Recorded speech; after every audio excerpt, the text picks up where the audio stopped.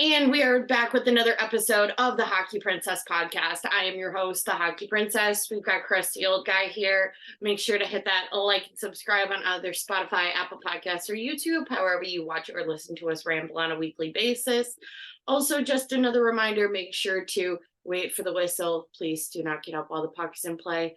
The bathroom will still be there. Your friends will still be there. The beer will still be there. And the bad food will still be there. Let's just wait for a stoppage in gameplay. All right, we've got a lot to get to this week. Got a lot of stuff. We're going to start with some NHL stuff.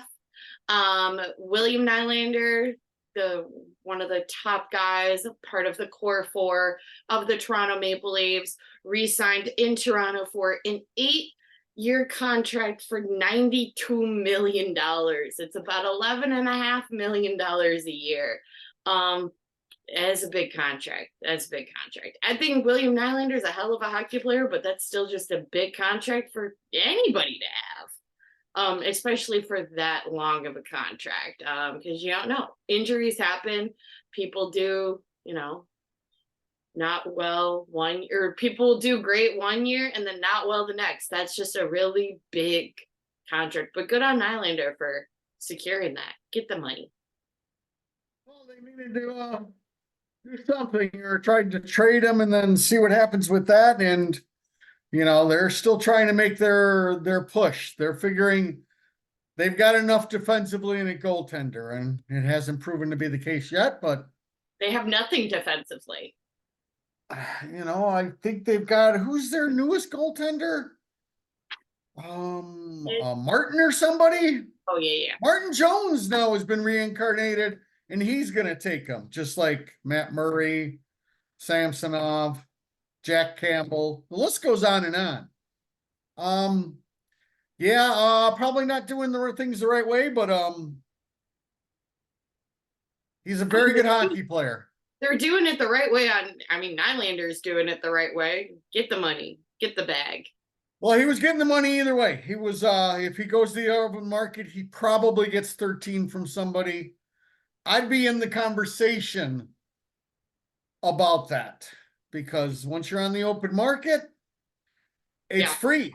No team has to give up any assets to get you. So, so that was a big thing this week. Another thing from the Los Angeles Kings, Copley is out for the rest of the season with an ACL surgery. Hope the recovery goes well. That's a nasty injury, long road to recovery. Hope he does well. So they might be needing a Peter Mrazek. Is what you're telling me? Yeah. Cam Talbot has played very well for them. I'm thinking Cam Talbot goes to Edmonton. A lot to put on him. No, I'm figuring Mrazek goes to Edmonton. It's possible. We saw Mrazek standing on his head, doing the best to stand on his head that Edmonton game, and then we saw Stuart Skinner not being able to hold on to anything. Yeah, he gave up a lot of rebounds that against a normally good hockey team he would have paid the price for, but yep. So that's a big one. Another big thing that happened, I think this was last night, between the Anaheim Ducks and the Philadelphia Flyers. Anaheim Ducks trade Jamie Drysdale and a second-round pick toward the Philadelphia Flyers. Philly trades the prospective rights to Cutter Gauthier, who was the number 5th pick in the 2022 draft. There's been a lot of drama, a lot of speculation the past couple of days involving that. There were a lot of rumors saying that, Gauthier did not want to play for the Flyers, was not taking meetings with them up until as recently as the World Juniors. So the Flyers seized the opportunity. Gauthier did amazing for Team USA this year for the World Juniors and kind of capitalized on that peak performance that was going to increase his value in terms of the trade market. There's just been a lot of drama in terms of why he left. A lot of people thought that, he was in contact with former Flyer Kevin Hayes, who there was a lot of drama with Hayes and Tortorella. Gauthier has since come out saying that is not true. Kevin had nothing to do with the trade. It's a personal matter between him, his family, and his agent, and that's how he intends to keep it. There were rumors speculating that, due to coaching styles and a new GM, that was kind of what scared Gauthier. Slight dig at John Tortorella. And interim general manager Danny Briere of the Philadelphia Flyers. There's just a lot of rumors, a lot of speculation. I think, honestly, both teams do well in this trade. Anaheim's a bit stacked defensively. I mean, you never can be too stacked defensively, but they do have a lot of defensive prospects either on their active roster right now or in the pipeline coming up, whereas Philly does not. And, why not get another power forward while you're at it? So it works out for both. I'd say it's a good hockey trade. It was definitely a learning curve for Danny Briere, who would have made a very wise decision had he just kept his mouth shut. Yeah.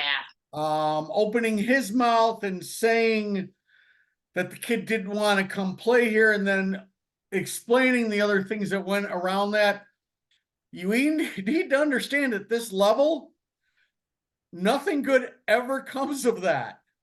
You open yourself to speculation, then it's an unbelievable amount of speculation. I understand that you might want to have, respect for your fan base and to keep them informed or whatever you're thinking this is, or so you can cover your bases, say, it wasn't my fault, I really didn't want, whatever. You're better off just being quiet in this. Well, and he kept saying that they were trying to be quiet to protect the kid, and then the city of Philadelphia went on a slander rampage, bashing the kid.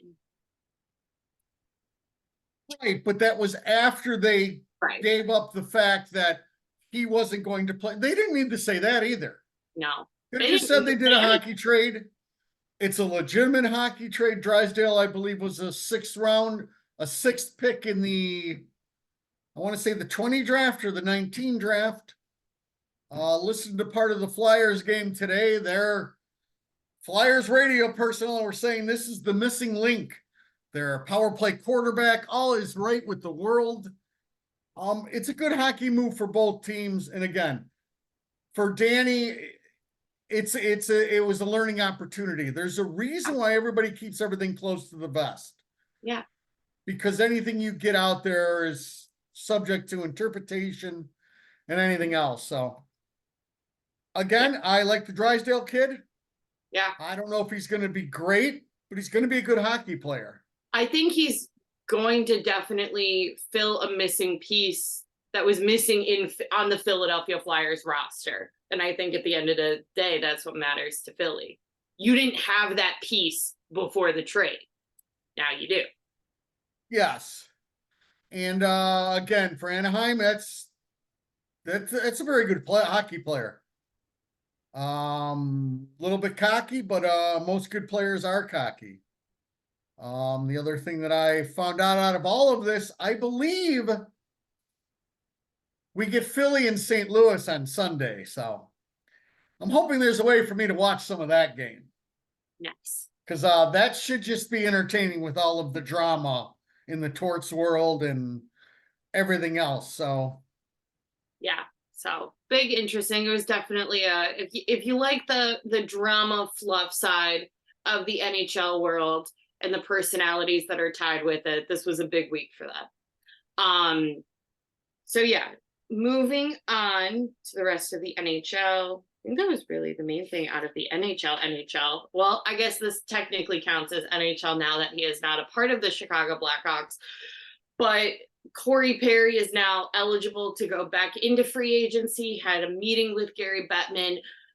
He was not, to my understanding, he was not barred from the NHL, so he technically did not need a meeting, like how Stan Bowman and Quenneville needed a meeting with NHL higher up people to try to come back into the NHL. He was not barred. His contract was just terminated, but it was Perry's request to have a meeting with Bettman before he then, began to start answering phone calls in the free agency world. I could be completely wrong. Oh no, that's about it. He had his contract terminated for whatever reason, conduct unbecoming. Basically, this is a prime example of your NHL. There's a lot of weird pieces. There's a lot of, oh, these things are wrong. They're not wrong. Don't worry about it. We're a windsock, whatever you want to do. Corey Perry obviously right now is not fighting the termination. So his game plan is to, I'm sure he would like to play again. I'm very curious to see the path that he goes down to not answer any questions. All I know is,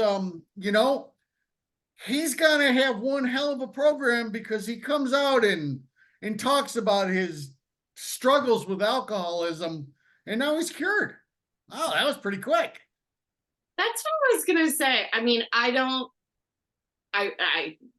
can't have an opinion, but it seems like a very quick journey. Oh, it was an incredibly quick journey, and that's just, again, you're throwing that out as an excuse. Again, whatever. It's, Corey wants to, I would assume, somehow come back and play this year, so his legacy isn't completely tainted. This is all, as I've said a million, this is all about Corey Perry. Nobody else. If you're a team silly enough to sign him, go ahead. Anaheim. Right? Yeah, maybe he can go back to Anaheim. Again, it's one of the things the NHL does not handle well. I would assume there'll be certain ways for him to slide around answering any questions, but the press will be pretty ruthless. So, I mean, I know he did release a statement. I don't think I read it a ton, but I know he released a statement, so I know he isn't going to be, I mean, he can't be completely avoided from the press, but he didn't hide when he left. Yes, he would like to sincerely apologize to the entire Blackhawks organization, including ownership, management, coaches, trainers, employees, and my teammates. He would also like to apologize to us, the fans, and family. I have embarrassed you and let you down. That is so true. Basically, in his apology, he's saying he did something wrong. And I believe it's borderline whether it was worthy to be his contract terminated or not. The National Hockey's Player Association, the union for them, I'm sure does not want a precedent set that you get to terminate a contract for what Corey did. Corey also wants to play again. So nobody's really saying what he did. So everybody wants to try to wash the hands in, as I said, in classic NHL fashion. They just want it to go away. Yeah. On to the next news cycle. Some kid or some older player will say something stupid. Somebody will hit somebody some bad way, and we'll move on to something else. Yeah. So yeah, I could care less. As long as he doesn't play here, I'm good. I don't think he's gonna.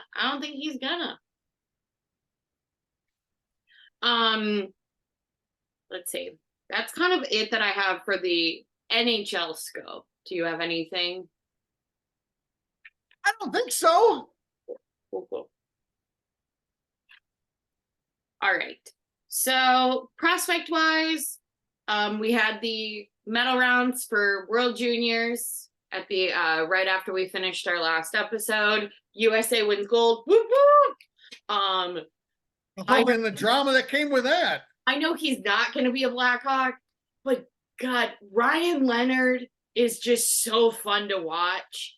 he's a little bit of an ass. I was telling my friend who's a Caps fan, yeah, I wonder if they're thinking that he kind of is giving me Oshie vibes a little bit.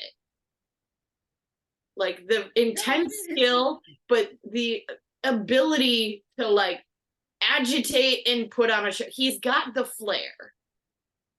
Yes. Yes, he does. And he's a heck of a hockey player too. Yeah. So yeah, the medal rounds were good. I don't know if you wanted to talk on that. You want me to? You can take care of the medal rounds. I can? Yeah. Oh. Well, let's see. For the semis, we had who played who? We played Finland.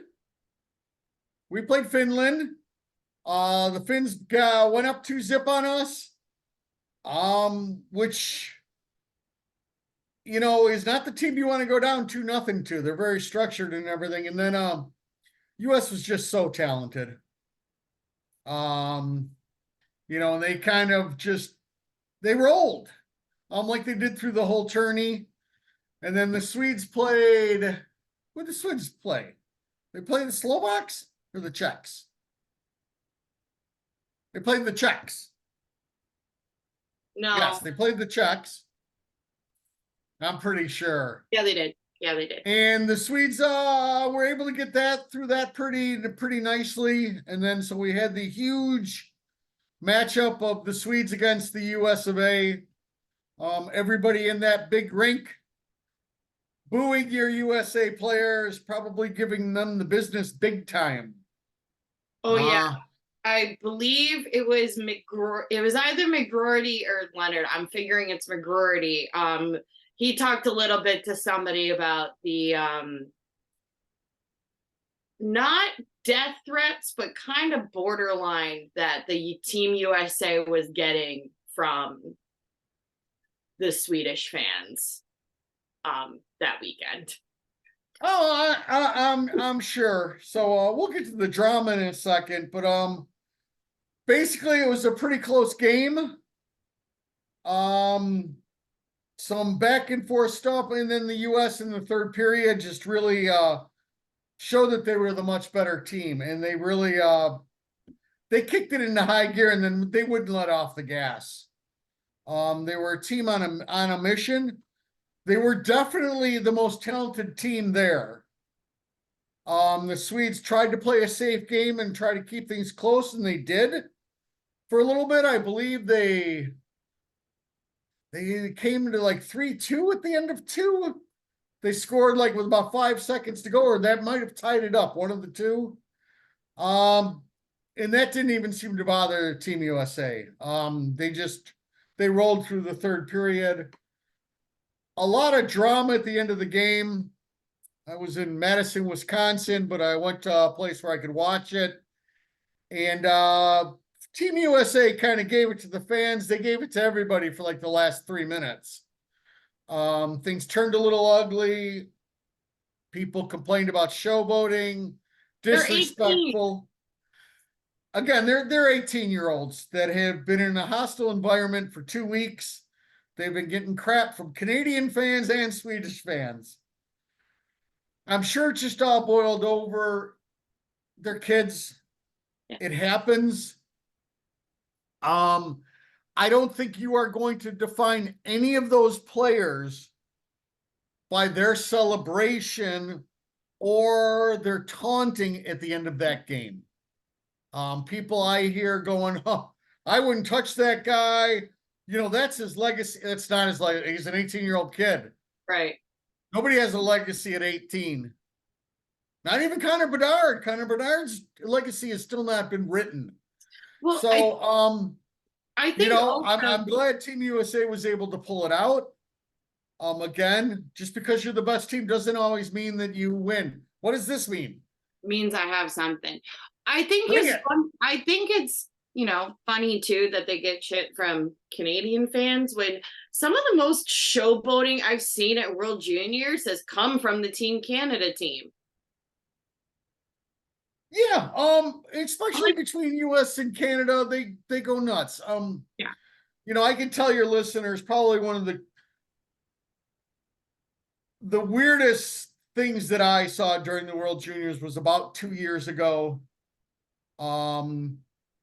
Canada beat the US, or no, Canada lost the US 2 years ago. In their infinite wisdom, the junior department decided it would be a good idea to have their captains passing out medals.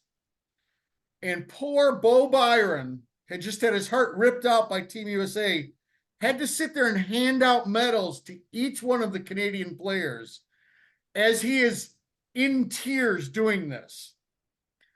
Not a grown-up to be found to tell this kid, listen, we'll pass them out. My respect level for Bo Byron will always be at an incredibly high level. The way he handled himself, Yeah. He was also an 18-year-old. It blew me away that he stood there and did the stupidest thing that I've ever seen anybody have to do. And he did it with class as he's crying. So, they're young kids. There's a storyline there. Emotions get high. I hope we can all move on. Yep. Well, we're gonna move on to more of our prospects. Okay. Good segue. I like what you did there. We're trying. Professional. Some prospect notes from this past week. Gavin Hayes, current gold medalist for the World Juniors, was traded from the Flint Firebirds to the Sioux Greyhounds, still in the OHL world. Now he gets to play with his brother. It's an okay trade. But now he'll be back in Ontario. He no longer plays in Michigan. Another one that we haven't talked about a ton, my bad, because I really just want to talk about Paul Ludwinski every week, is Aiden Thompson, who was a third-round pick back in 2022, had a really nice game against Niagara. For those who don't know, he's about a 5'11" forward. But my favorite thing that I saw is this kid stands in front of the net, which is what I need. I don't need another fancy dude that's afraid to be in all of the people. I need someone who will stand there on his two skates and not just be knocked over by everybody. So I liked that. Alex Frond with another great game, goal and assist this past week, giving the insurance goal, having them win from 7-5 was the final score for that. Minnesota, nothing really, which is fine because they came back. I think it was like the 5th and then the 6th Minnesota had to play. So Moore, I know, was on the third line. Rinzel was on the top pairing for most of the game. Nothing really happened from either of them, which is okay because they literally just got back from winning the gold. So that's completely all good and fine for them. Nick Lardis, great game against Sudbury. Waiting for crusty old guy to yell. Lardis? I love the Lardis. Yep. First goal, really nice pass from Vanaker. And then second was just a one-timer. That kid's shot is just so fun to watch. I know he is, in a couple of years, maybe a possibility. We don't know. He's 18. A lot of this we don't know. But I am just really intrigued to watch him progress. Yeah, he's a little on the smaller side and everything, but in this game, everybody needs goal scorers. And he's showing a knack to score goals. Yeah. So that translates. Especially in this NHL where you can play as a smaller player. You can learn how to do that. So all good on his front. Absolutely. I did that, lard ass, his front. I'll be here the whole rest of the show. Landon Slaggert, great, got a goal against the Saturday game against Wisconsin. I'm really hoping, I know So we kind of explain this every week that we talk about Landon Slaggert, the end of this year or at the end of this season for Notre Dame. If the Blackhawks do not sign him to an entry-level contract, he hits the open market. Any NHL team, AHL team, ECHL team, anybody can claim him. Anybody can sign him to a contract. I'm really hoping that, when Notre Dame season ends, the Blackhawks then sign him to something very much an Alex Vlasic sort of situation. That's what I'm hoping for, because I know in the long term, there's not as many spots for him right now. But with the current injured reserve situation, we got room. And by March and April, we're very much going to be like, the heck with it. Who wants a shot? Because even though there are people that are skating right now, there's a lot of players that aren't going to be seeing the ice until, the off season. So even with some of the injured reserve coming back, not every guy is coming back. Taylor Hall is not coming back. So guess what? There's a possible spot for Landon Slaggert, and I would just like to see it selfishly. Yeah, I would like to see it too, as I can segue back to my Bo Byram story. That was the 2020 World Juniors. On that team was a Landon Slaggert, who basically was your third line checking center. He was a shutdown line guy and played very well. Now he's showing a little bit of a scoring touch. I like shutdown people. I like people that are defensively sound. So I hope the same scenario works out. Get it? I have a question. Because I don't have any answers. I'm most just of here. the entry-level contracts are like, in Savoie's case or Korchinski's case, where because of the age and that they're from North America, they have to go back to juniors if they're not on the Chicago Blackhawk roster. Rockford's not an option. Right. Can an entry-level contract be a two-way contract? Oh, sure. Okay. So theoretically, the Blackhawks could sign Landon Slaggert to an entry-level contract, 3 years. He starts a little bit in this Chicago transitional period, and he could end up in Rockford for a bit too. Oh, yeah. Okay. Yeah, all entry-level contracts are two-way contracts. Okay. Yeah, they're two-way contracts, meaning they get a different pay if they're down there or they're up here, but they can be sent down, yes. Okay. I'd like to see it, because I think even long-term, even if Kyle Davidson doesn't have an idea, a spot for Landon, there's plenty of spots right now in this transitional period where he could get a lot of performance time. Be it Chicago or be it Rockford. There's spots. Yeah, at some point in time, between all the retreads you have on your NHL roster and all the retreads you have on your AHL roster, at some point in time, you've got to start to have more kids. Right. So, yeah, I there's definitely going to be a spot there for him. It'll be his decision whether he wants to sign, really. I can't imagine the Hawks don't want him. Right. But again, he might not want to come here, and he'll have the option to not do that. So could it also have just been an option that he's like, maybe the kid actually just wants a college degree a little bit. You're not playing hockey forever. Well, he's going to the University of Notre Dame. Right. So pretty nice degree.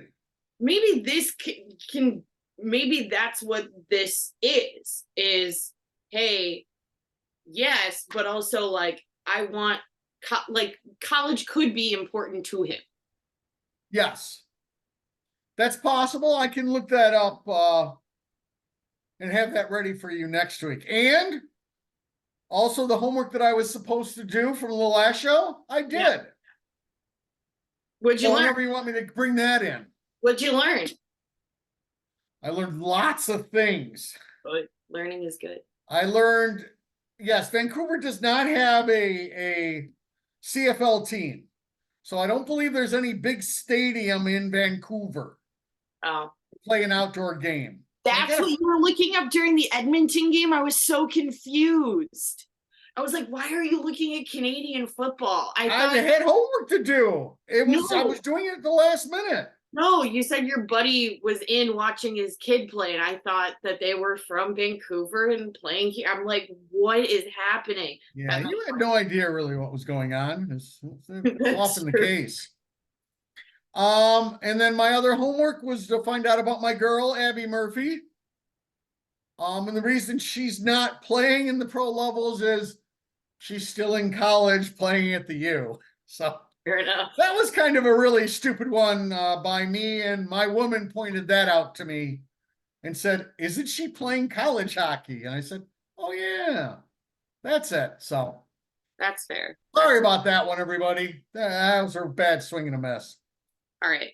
I'm going to rapid fire through Rockford so we can talk about, because we have 4 Blackhawk games to talk about. Holy shnikes. I know. All right. All right. So we've got the January 5th, Icehogs lose to the Texas Stars 4-1. Antti Sorella with the lone goal. I hate to say that this is predictable, but the Texas Stars that are at the top of the division right now and very high up in the AHL ranking. They're definitely one of the best minor league teams this season. I find it incredibly annoying that the Texas Stars are just so consistently stacked every year. I don't like it. They're kind of annoying. But they lose that game. Wasn't able to watch that one, to be honest, but Drew Commesso was in net. So I'm really still unclear on the current goaltending situation, because then the following night, Weeks was in net. And that one I do have some notes on, because that was an incredibly interesting game. There was a lot of stupid mistakes on Rockford's part. They were pretty much, I know definitely in the third period, they were pretty much in the penalty box for most of the third period.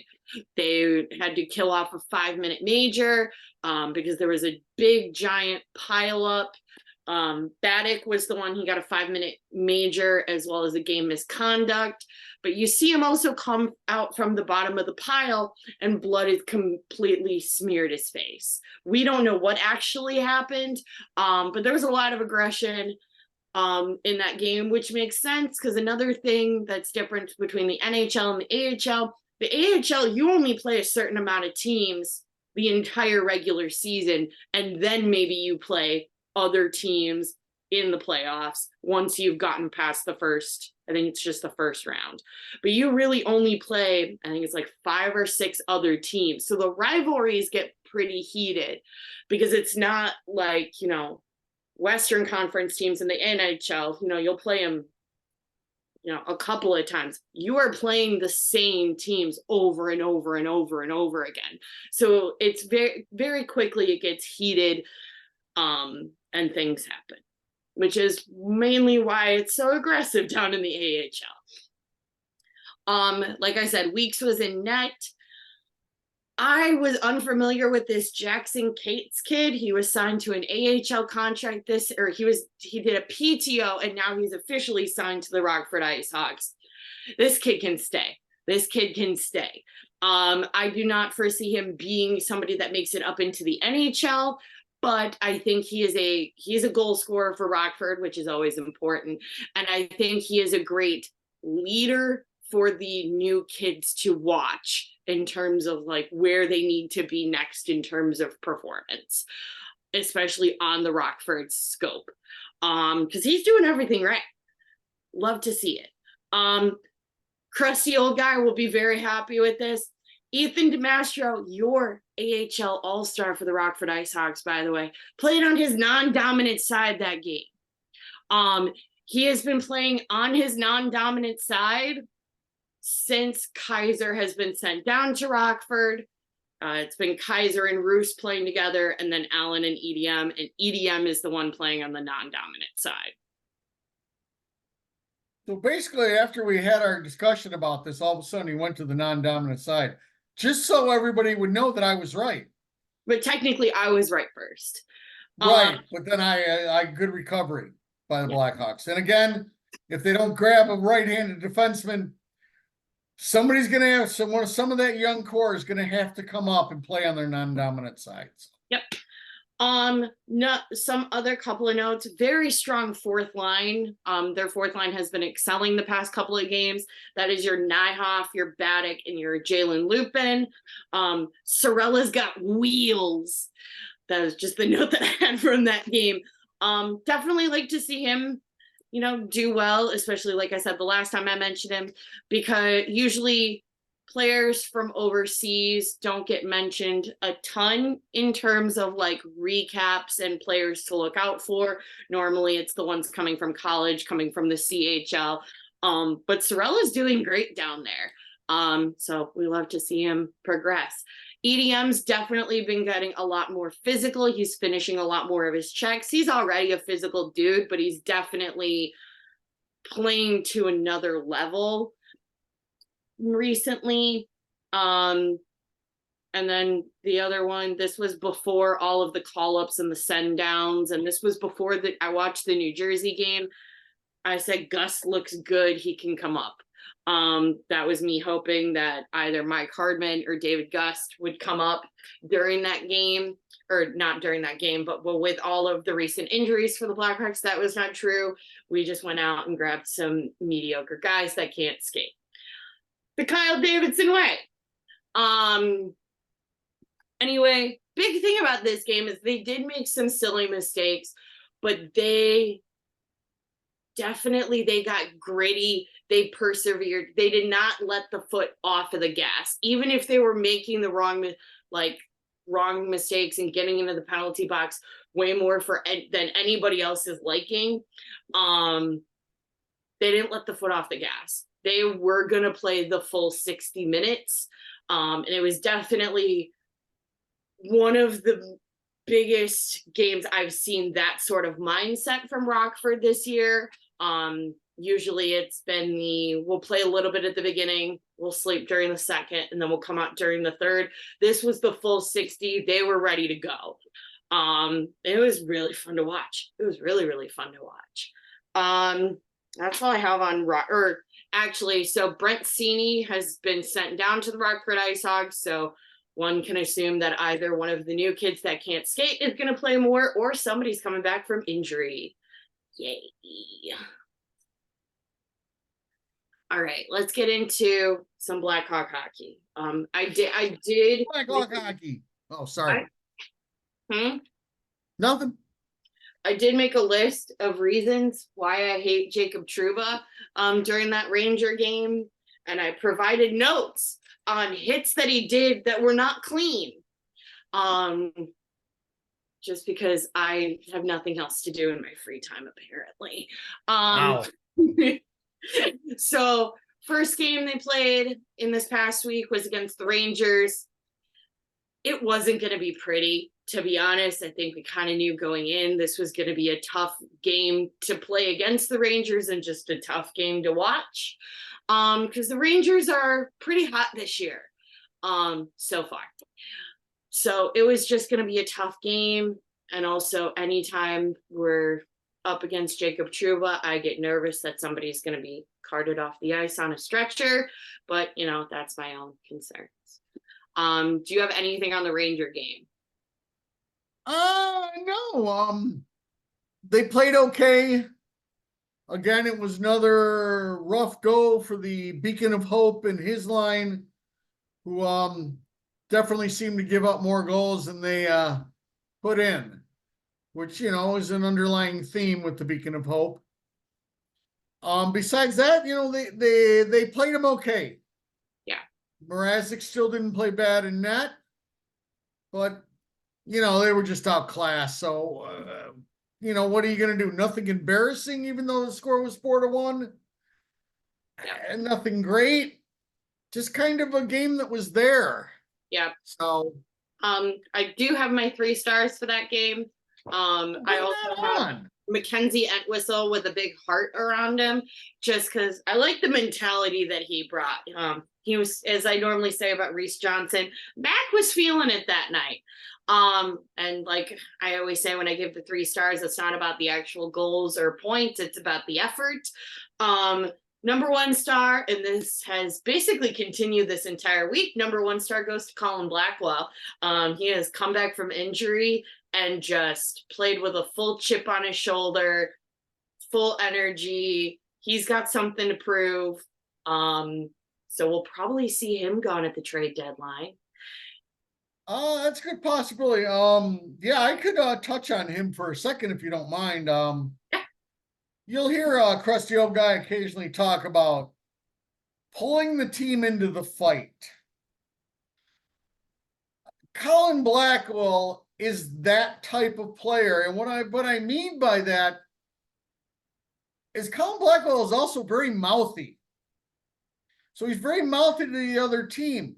When you have a player like that on your team, it riles up the other team. So if you don't get ready for it, you're going to have problems. So he's bringing you into the fight whether you want to or not, because there's going to be a response from the other team. You need players like this. The old Blackhawks had plenty of players like that. One of the best was 88. He was a trash talker. He would sit there and get in people's head, and then, he'd run away and let somebody else do his dirty work. But you need players like this, and that's what I mean by pulling you into the fight. Basically, you go in there picking a fight, you're poking at somebody. Yeah. And if you don't poke, you just kind of go through the motions. So, and Blackwell has definitely backed it up this year so far. Oh, absolutely. Good for him. Second star goes to Mackenzie and Whistle, just because, like I said, I just liked his game. I also think it's extra hard when you're on that like taxi squad-ish of like being healthy, being scratched and playing. It's twice as hard to like come back and not get in your head about is every little mistake going to get me scratched for the next game. And I'm a Mac fan, so I'm just rooting for the kid in general. And third star goes to Korchinski, just because I see more glimpses that I like. He's not perfect. He is a flawed defenseman. To be fair, the kid's 19. That's fair. That's a fair assessment. But I see more glimpses recently, especially with him being just a little bit more physical, and that's what I like. Before it was definitely, he seemed very much afraid to even the chance of even being touched by the opposing team. Now he's getting a little bit more physical. It's not great, but it's progress, and that's what matters. And that's all that I need to see right now is just glimpses that we're going in the right direction, because he doesn't need to be great this year. He doesn't need to be great next year. He needs to be great in a couple of years when we have the roster that we want. Right now it's okay, and he's still growing. But so yeah, third star goes to Core for that one. Yeah, it's really just hard to play against the Rangers. That's really all I have. That's just I think a fair assessment for anyone that isn't the Rangers right now. This next game we can kind of gloss over because it makes me sad. Brendan Smith, I do not like you. I'm sorry. But you hit my boy. We have another, Hockey Princess is a witch, because I was messaging a friend of mine during the game before this injury happens. I get very heated during the game. I get a little emotional, especially when, kids get hit, star players get injured. And I'm also very much under the mentality of an eye for an eye. Take out our top guy, your top guy should have an eye in the back of his head because we're coming. And so I said, Jack Hughes, look out. Now Jack Hughes is week to week. I know we didn't intentionally take him out.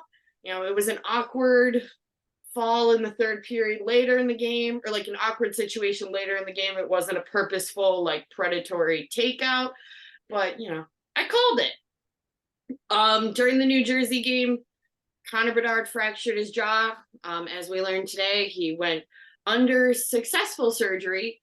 He will be out 6 to 8 weeks, so the Blackhawks will need a replacement for the All-Star game because Connor Bedard will not be there.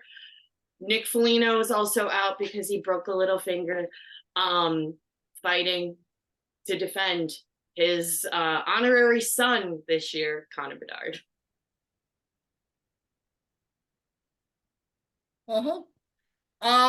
Yeah, so the game didn't get all that chippy until there was the breaking of the jaw. A great immediate response by Kurashev, who went after Smith right away. Foligno then got in there, and then Foligno kept on egging him on and saying, listen, this is going to continue to get out of hand unless you at least drop your gloves. And the game did get out of hand. There was more purposeful hitting in that New Jersey game than there might have been all year. They definitely came together a little bit, and they decided they were going to play real big boy hockey. It really sucks that your top player had to get hurt in order to play that way, but their response was really good. They just weren't talented enough to hold the lead, and that's going to happen. They just don't have the talent level. But again, talent level and compete are two different things. Yeah. They have enough people that they should be able to compete on a nightly basis and at least take their pound of flesh. And they took their pound of flesh in this game. As they should. So, you had a lot of people having to step up. Lucas had to step up a little bit and then still had a rough game. Core kind of had a rough game. But it was a great team response. They could have won. Again, they were just a little bit outclassed. I really enjoyed the team coming together, though. And it set the table for the next two games, which were definitely better efforts. I would say that they were outplayed, because I'm not going to say outclassed from then a team whose social media spent the rest of the night bragging about how they beat us. Yeah, continue to brag about how you beat a skeleton crew of AHL players. That was not classy in my mind. So I'll say outplayed. Oh, no, but again, it's a heated game then. The game took on a beautiful Saturday night feel. Yeah. You had fights, you had everything. You had a ton of hitting. You had a close game. It was beautiful. Besides the outcome of the game, it was beautiful hockey to watch. So, hopefully the team can learn something from this. Hopefully Connor can learn something from this, that you got to be aware. You got to be aware of who's on the ice and protect yourself first. There will be other shifts, and that'll be one of the biggest things he needs to start to learn how to do this year. It took Patty Kane a little while to learn that one too. Not every shift is make or break. It's a long game. It's a long season. I know, but it's just nice to finally have a player who has that mentality again. Yes, but you learn to understand that you still, the utmost is you have to protect yourself. Right. Because if you're reckless, you're no good to us now for 8 weeks. And now I can't watch you, and that's very depressing. It is very depressing. And I will say, I know there was a lot of, with any hit, there's debate whether it was clean, whether it was dirty. I mean, it was a clean hit. It was clean. However, even though it was clean, they're still well within the right to go after you, Brendan Smith. Oh, yes. That's hockey. It's a clean hit. He was lining somebody up who then became in a vulnerable position. It happens. But yes, when you attack a star player, anything like that, there's a price you have to pay. Absolutely. Most NHL players understand that. They know what comes along with a big hit. Yeah. So that was a response that I thought was worthy. Too much in the game right now. It's like any kind of hit, and everybody's got to drop the gloves. But this one was worthy of a immediate action, which was done by Kurashev, and the continual egging on by Foligno making sure Brandon Smith at least realized, listen, you have to drop the gloves for this one. You have to be accountable. And there's players in the league that aren't. There's players in the league that'll do that kind of stuff and never answer the bell. Hey, Corey Perry's one of them. So, yep. So we got Calgary, which was just wacky, absolutely wacky. I did not expect this. I'm glad for it, but I did not expect this. I definitely went in with a little bit of a pit in my stomach thinking, this is it. This has sealed the fate that now everything's a 7-1 until April. And that was not the case. That was definitely not the case. My 3 stars for the first one, you've got Mr. Colin Blackwell once again. Because, you know, even though it's not always about the points, sometimes it just is. Because that was a hell of a game by his part. He was everywhere. He was goal scoring. He was chirping. He was Mr. Speedster. He was everywhere and doing everything right. Second one goes to Philip Kurashev. I think he has definitely stepped up in the Calgary and the Edmonton game post Bedard injury. I think he was already playing very well prior to the Bedard injury, but I think he's stepped up even more since that injury, and we love to see it.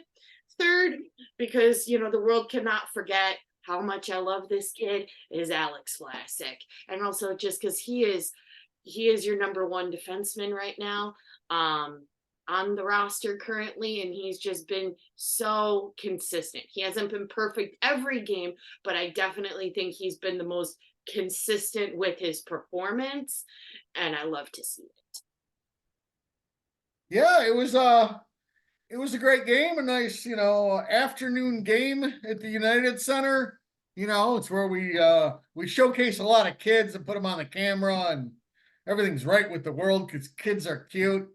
Hawks are now even starting to figure out they need to put dogs on the camera on the big TV, you know, because they're cute too, and everybody oohs and ahs. What about the game? Someday it'll be about the game. It's not going to be about the game for a while. No, what do you think? Great game by the Blackhawks. Colin Blackwell again played really well. I'm definitely behind you on the Kurashev. He's an NHL player on a really good team. I am not sure where he slots. Go ahead there. He's an NHL player that deserves more money. Yes, he will get more money. He is at least somebody that can slide up and down the lineup, has enough skill to play in the top 6, and I believe he's showing enough grit to play in the bottom 6. So, you know, a great game by him. Defensively, they played really well. Again, this was a Soderblom game. Correct. It was a Soderblom game, right? It was Mrazek. It was Mrazek. Sorry. Soderblom was the Ranger, was the Devils game. And Bloom looked really good. So going back to the Devils game, Soderblom looked really good again in net. Just so, you know, those of you keeping score. That's 2 good outings for the Bloom, which was definitely needed. Let's see. What else do we have here? We had Boris Kachuk back. We had Megma or Smegma, or what do you want here? Megma. He played in the New Jersey game. He was also on the ice again, about 15 minutes. I believe the Calgary game we went with the 7 defensemen, and we were a forward short. Isaac Phillips with only 5 minutes, so I think Isaac is on his way out. They weren't the greatest 5 minutes. Megma hasn't looked awful. He's just kind of there. Tenorti with a pretty good game, but Tenorti is very flawed. Vlasic, go ahead there, question girl. Do you know if Isaac Phillips Of course I know. Was drafted under the old regime or the new regime? Oh, Isaac was, I guarantee, an old regime. Okay. I like to keep tally on how many old regime players suddenly just get the boot. Oh, Vlasic was also underneath the old regime, so. I know, but I just like to keep tally. You know, we're banging on Reichel pretty hard. Vlasic or Phillips is getting on his way out. I just like to. It's a petty thing that I keep score. Yeah, I don't know exactly. But again, Megman didn't look bad. When everybody comes back, I would assume Isaac goes back down. Tenorti's a tough player, but at times he just looks bloody awful. Murphy's trying his best too, but you know. But they all played pretty decent. Of course, Vlasic led everybody with 25 minutes I and didn't played think great. Murphy looked good in Calgary. Hot take. I think that was I thought he was driving the struggle bus a bit. No, he has been. He's on again, off again. The player that looks good is Zaitsev. Right now, he might be your second best defenseman, and well, that's pretty frightening. So, but a great team win. They made Calgary work for everything, and they brought it to Calgary again. Colin Blackwell leading the way, pulling us into the fight. So it was good for all of them to get a win. I don't think there'll be a ton of them. So good on them. Yep. And again, Mrazek played really well. All right, let's hop to Edmonton real quick. Before we get okay. Hopping to Edmonton. 3 stars for me personally. Number 1, Philip Kurashev. Might be one of the best games that I've seen Kurashev play this season. I just loved performance overall the entire time that he was on the ice. Second, Mrazek. That game, I mean, unfortunately we did lose to Edmonton. That game, the gap in between the goals in terms of number, like goal differential, could have been so much worse. You know, the first one he let in, second one was a rough shift change, and McDavid's going to be McDavid. There's nothing really that you can do to stop that. But aside from that, the guy played great. The guy played absolutely great. Third is going to be for Jason Dickinson. I just thought that he had a strong game in general, with an honorable mention for Alex Vlasic, because he was still definitely the number 1 defenseman. And everyone just needs to be reminded about how much I love the kid and how great he is. Yeah, and again, the Hawks played safe, smart, brought the fight to them, especially when they were attempting to make the blue line. They were very aggressive in coming up on the blue line. The stat that jumps out at you is Connor McDavid and the Edmonton Oilers with 15 shots on goal for the game. That's a team that would probably usually average 15 shots per period. Just a fantastic defensive game by the Hawks. Again, they're just not talented enough. To stay with them. A very entertaining game.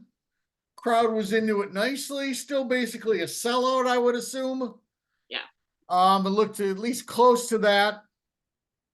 During a snowstorm, also. During a snowstorm, but really wasn't a snowstorm, because by the time I got into the city, there was no snow.